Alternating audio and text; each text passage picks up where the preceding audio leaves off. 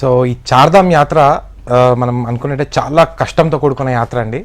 So దాన్ని మా Gayatri tours and travels అంటే స్నోఫాల్ పడినా కూడా చాలా సులభంగా మా ప్రతి ఒక్క కస్టమర్కి కూడా మేము మంచి దర్శనాలు చేయించి దగ్గరుండి మా పేరెంట్స్ లాగా చూసుకుంటామని చెప్పి నేను ముందు ఇంటర్వ్యూలో చెప్పడం జరిగింది.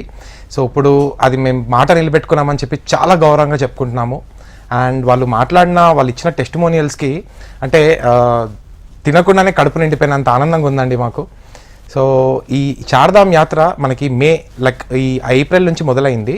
కాకపోతే May, June, July, August, September, October 6 నెలలు కూడా మనకి చార్ధామ్ యాత్ర అందుబాటులో ఉంటుంది.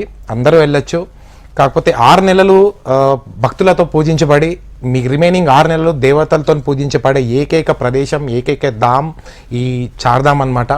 సో మే, జూన్, జూలై అంతా బాగానే ఉంటుంది. కొంచెం ఆగస్ట్, సెప్టెంబర్లో కొద్దిగా వర్షాలు ఉంటాయండి. కానీ ఈసారి అవి కూడా ఉండవని చెప్పి అంటూ ఉన్నారు.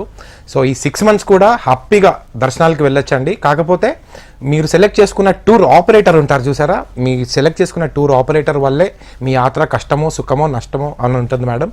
సో వైజ్ డెసిషన్ తీసుకోండి. అంటే గాయత్రి టూర్స్ అండ్ ట్రావెల్స్తోనే అని చెప్పట్లేదు నేను. ద బెస్ట్ ట్రావెల్ ఏజెంట్ని వెతుక్కొని మీరు కంఫర్ట్ జోన్స్ చూసుకొని మీరు యాత్ర చేయాలని చెప్పి కోరుకుంటున్నాను మేడం.